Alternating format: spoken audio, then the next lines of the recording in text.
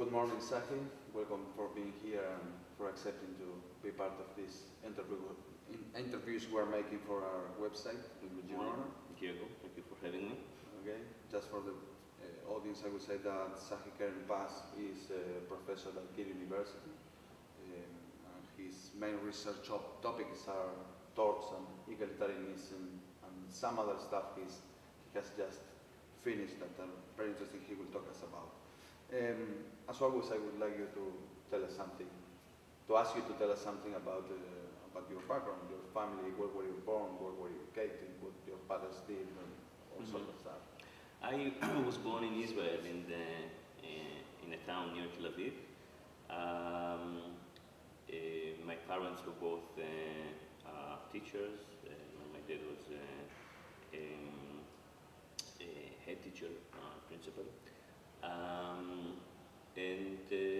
I did my LLB in Tel Aviv University, and my postgraduate degrees, both a master and a doctorate in Toronto. The master I did in Toronto, University of Toronto, and the doctorate I worked with Alan Hutchinson in Oxford Hall. And in Tel Aviv, with whom who were your main, or at least your first important professors in your academic life? Who were your influences? Well, there were several, but I learned a lot from Professor Ariel Porat in the course of Tort Law. That introduced me to theoretical approaches to law, both lots of work on corrective justice and on economic analysis of law. Another influence was Professor Hanov Dagan.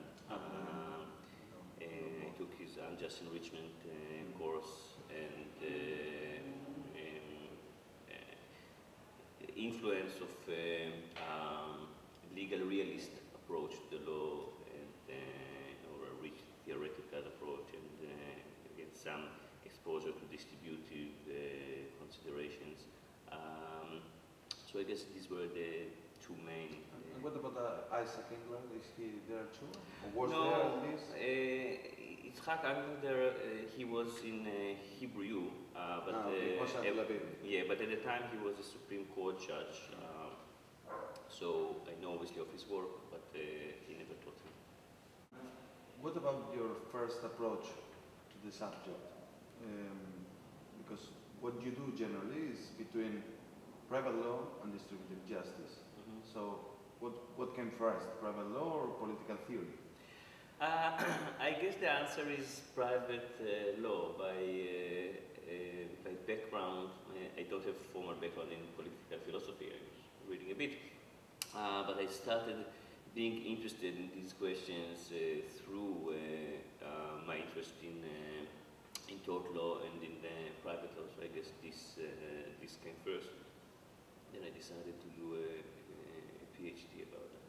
About that, yeah. And in your context, what was this kind of work that is, in a sense, how you call it, like mixing, that is in the middle of it, that is interdisciplinary. I mean, is this well received or not? Because sometimes philosophers look at you like something odd. What is working? Is a lawyer or what? And private law theorists might think that you're a philosopher, you don't know anything about private law, at least. I guess I'm more in the field of law. I do hope that that academic and practitioner lawyers that read my stuff suspect that I know something about law. But no, I did publish in law and philosophy and in the Canadian Journals of Law and Jurisprudence. So I guess I speak to both audiences. Okay. I have a question regarding your substantive views, because you advance very, at least to my knowledge, very refreshing theory of tort law. You say that tort law is an institution that can and should make considerations of distributive justice. You argue against all those law and economic views that said that they have this randomness critique and everything. And in the way they say, look, for example, on determinations of negligence, you could have distributive considerations when assessing negligence and have a different standard for rich people and one standard for poor people. So in a way, rich people should have to take more precautions than poor people. But the thing is that precautions is not only about money. There is a non-pecuniary aspect of precautions. So how do you handle this? Maybe explain your first approach to the thing. Well, there are two things here. First of all, I have a pluralistic approach to tort law. So I don't think that tort law is all about distributive justice. I'm not sure that I even want to say that it's the main consideration in tort law. But I think it's an important consideration because it affects people's lives. So the distributive considerations are relevant. So in my book, Tort, Secretarianism and Distributive Justice, I have in a way two parts. A theoretical part that tries to explain why the main critiques against taking into account distributive considerations are unconvincing, at least to a point. So I find, I allocate, I find four main, identify four main arguments, one of randomness, another of accountability, one about ineffectiveness, and the one about that it costs us too much in terms of achieving other goals. And I find that overall they are unconvincing.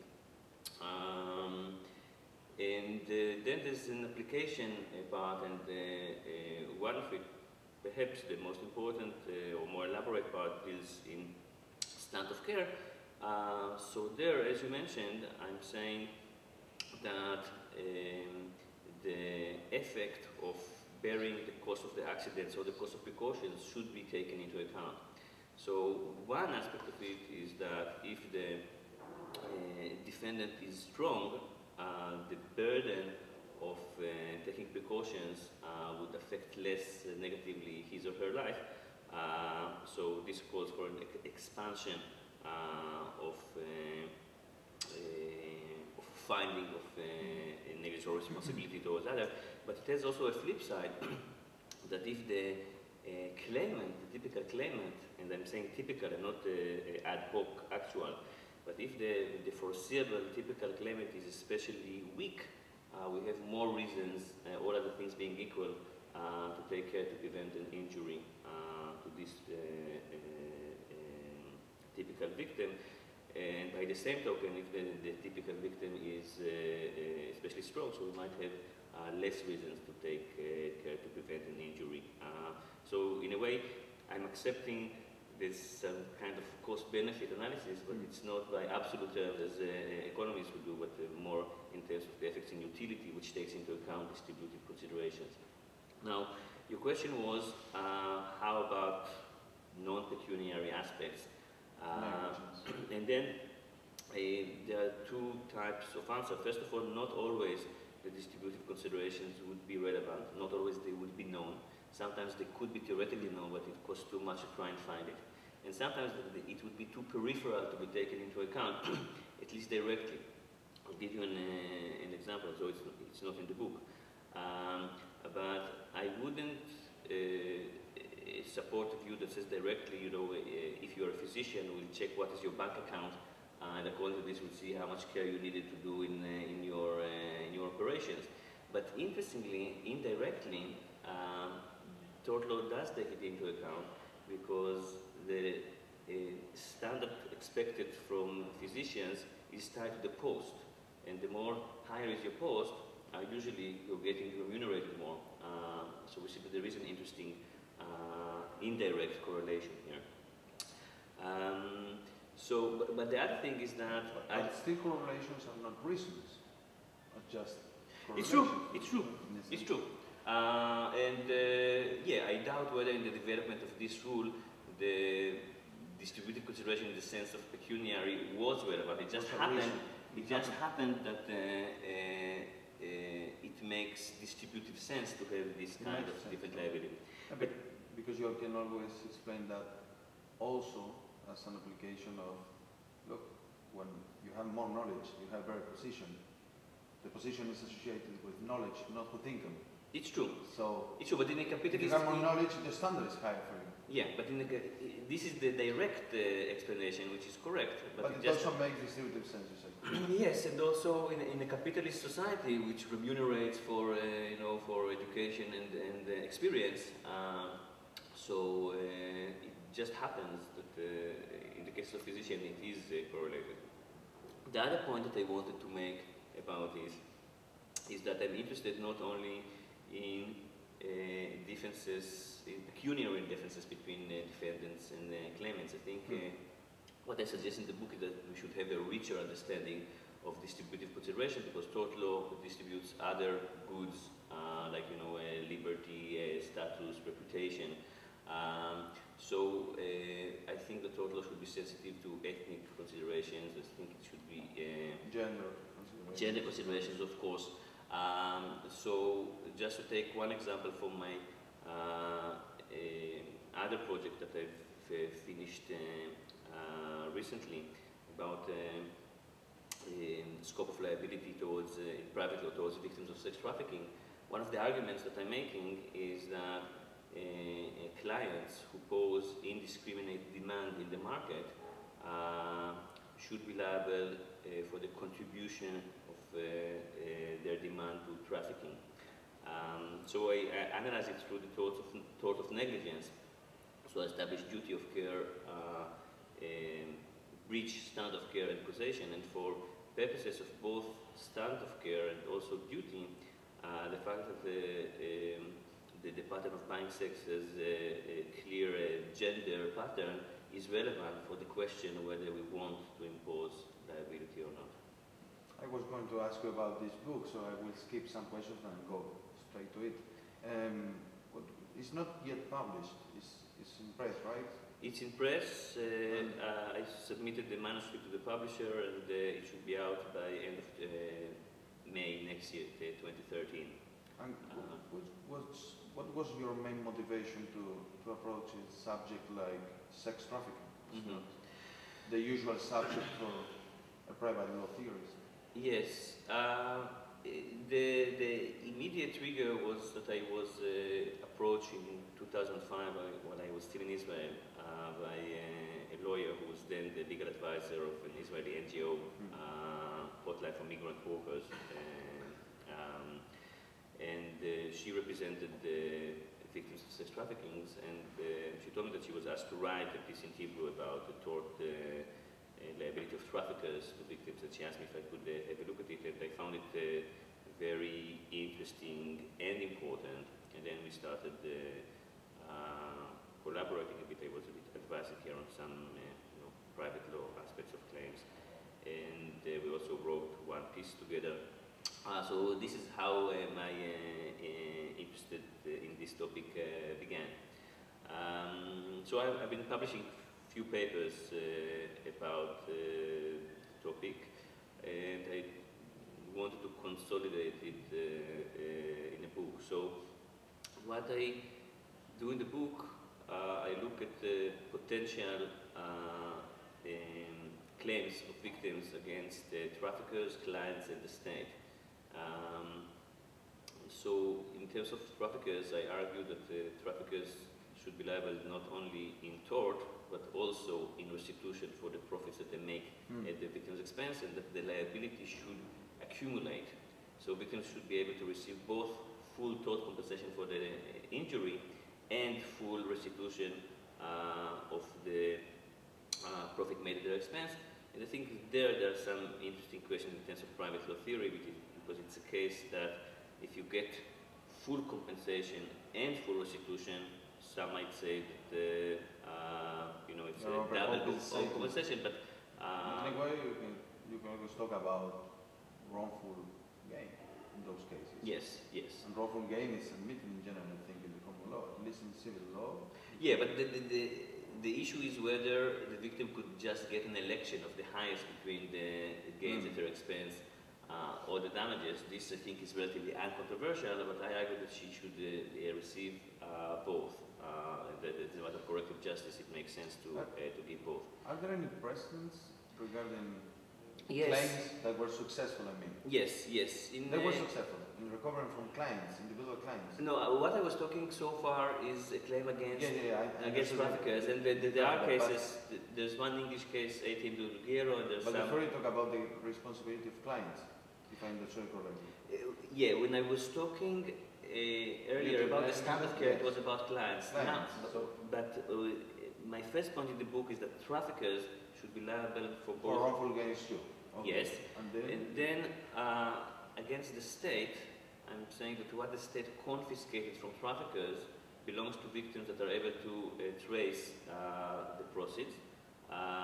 So victims should be able to sue the state for restitution of what the state confiscated from traffickers, because it's victims' money, and otherwise by two involuntary transfers from the victim to the trafficker and from the trafficker to the state, so that the state is enriched at the expense of the claimant. You can see it as a vindication of property claim. And then I discussed two causes of action against clients. That's a more controversial, I think, right? The most controversial aspect of the book. I think so.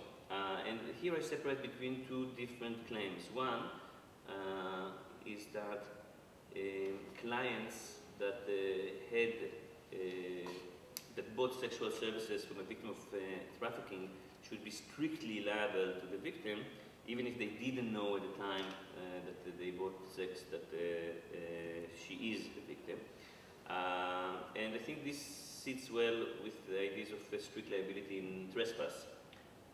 There are some doctrinal issues about. But if there is strict liability, why you need a standard of care there? Okay, because this goes to another claim, and the other claim is the one that is the most controversial, because I'm saying that even victims that did not have direct contact with clients could sue these clients in the tort of negligence for the contribution of the clients to the fact that they were trafficked.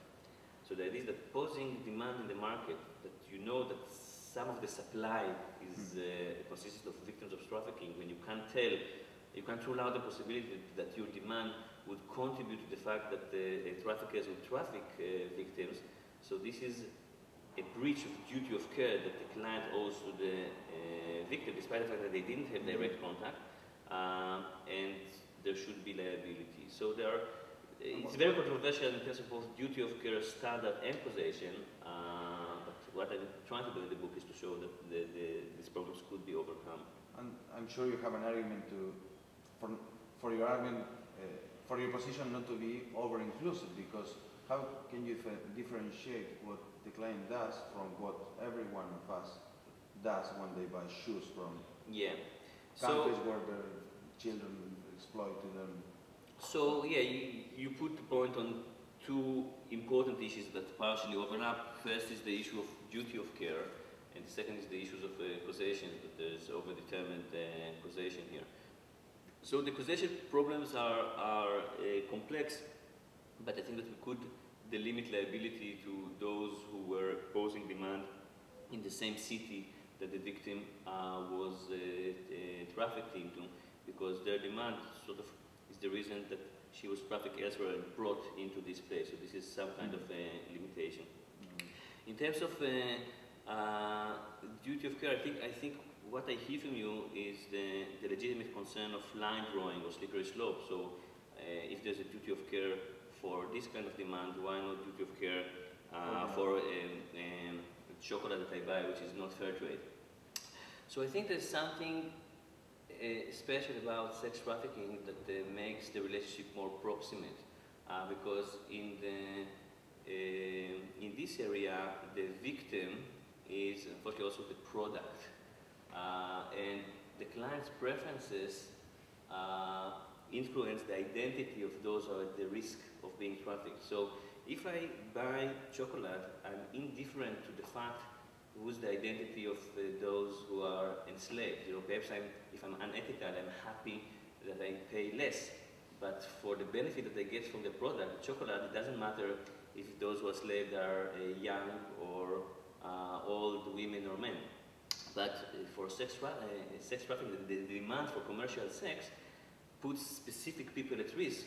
You know, young females with certain physical attributes, and I think this creates a kind of proximity that is lacking in other circumstances. So this is the main distinction that I could give, that I provide, but there are other distinctions. In a way, it's similar to Donnie and Stevenson.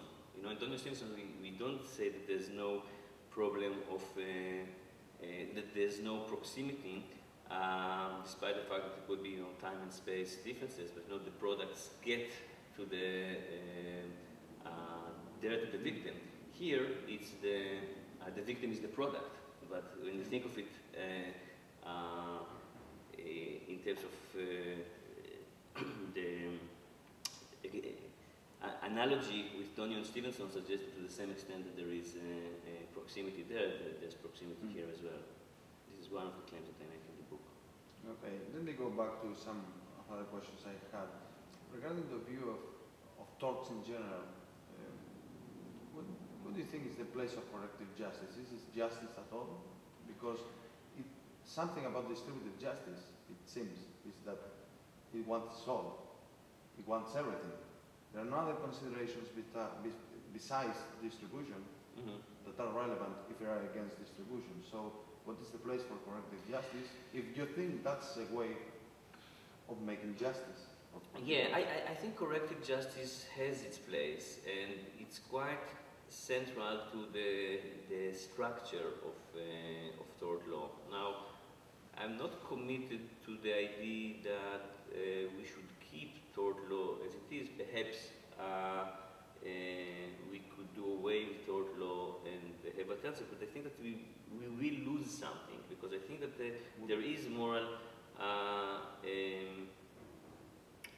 significance to the fact that I caused you damage, so possession for itself it's not enough. But if I breach the duty, I think that this is a reason for compensation. I guess one of the main points that I'm making in theoretical alternative and distributive justice is that corrective justice cannot be understood against a rich understanding of distributive justice. So whether I owe you a duty in corrective justice to compensate you should be determined partially based on distributive considerations. But I definitely see a role for corrective justice as a framework governing tort law. Although, as we saw yesterday in the workshop, when you press hard, the distinction between corrective justice and distributive justice become harder to defend. I think it can be defended, but but the thing is, maybe this answer maybe is liable to the same kind of objection Coleman received. I think it was Arneson who presented it.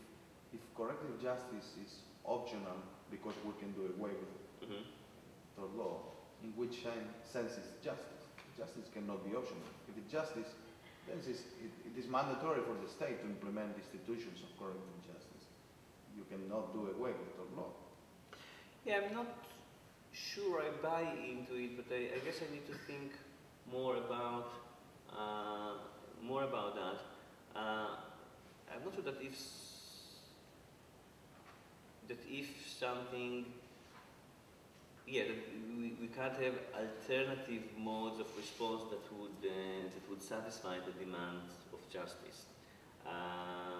And to be fair, I guess to most victims, if they would get full compensation of their wrongful losses, and this would be accompanied by some kind of vindication of the right, which in theory might be achieved by some kind of other sanctions or declarations on the tortfeasor, so most of them would be happy. But as I said before, I definitely think that the tortfeasor has a much stronger reason to compensate the victim than a third party like the state. And we would be losing that if we would do away with tort law. So it's a matter of trade-off. Tort law does give us something unique. The question is whether it's worth the costs in terms of administration of justice and the like. Okay, and I've got maybe one final question. What are your plans for the future?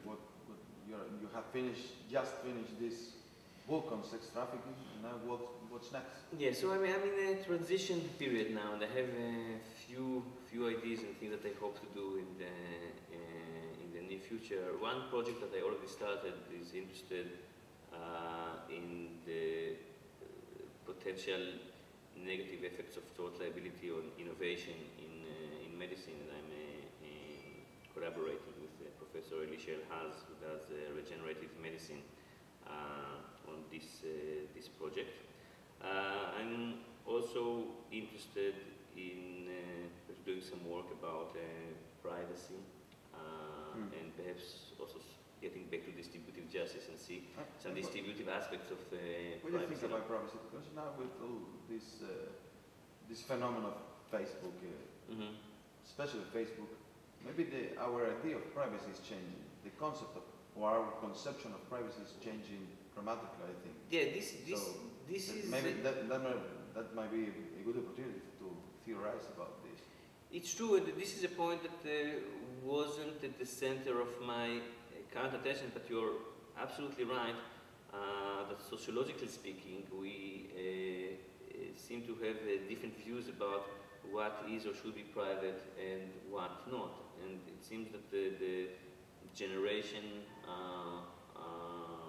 the younger generation, seem to share many things that for us would be considered as private, and they don't seem to be bothered by it. So, but obviously there's one question: what is or should be considered as a reasonable expectation for privacy, and then the scope of the protection that you give, and what are the exceptions that you could divulge information, despite the fact that you have reasonable expectation for privacy. So all the things are interesting, and it's one of the things that I would like to do. If I understand what you're saying, that only holds if you think that epistemic expectations I may have because of how these work have no influence at all on the normative expectation I may have regarding my privacy. Because if you think there is a link, that what I can normatively expect to be respected depends in part on what is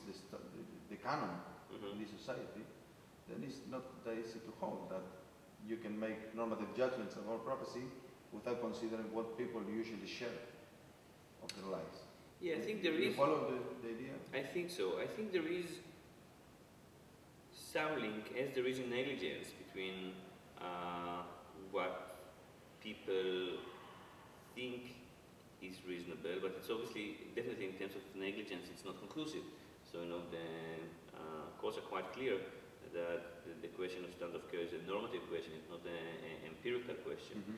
I think all decisions it's about... disputed also. I think it's disputed also. I don't know what the judge makes when he wants to capture the reasonable man attitude.